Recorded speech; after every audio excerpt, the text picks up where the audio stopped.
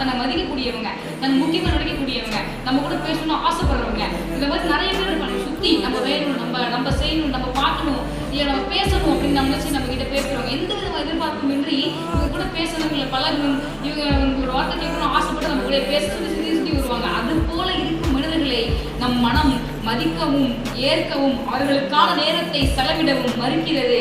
ஆனால் யார் ஒருத்தவங்க நம்ம சுத்தமாக மதிக்க மாட்டாங்களோ, யார் நமக்காக நேரம் யாருக்கு நமக்காக நேரம் இல்லையோ, யார் நம்மளை அவங்களோட பிஸி ஷெடியூல நம்மளை ஒரு பொருட்டா கூட மதிக்கலையோ, அவங்கள்ட்ட போய் போய் போய் போய் வாலண்டரியா நம்ம பேச முயற்சி பண்றது, அவங்க பின்னாடி சுத்துறது, அவங்களை பத்தியே எப்ப பார்த்தாலும் நினைச்சிட்டு இருக்கிறது. இந்த மாதிரியான ஒரு மனநிலை இன்றைய மனிதனுக்கு இயல்பாகவே இருக்கு.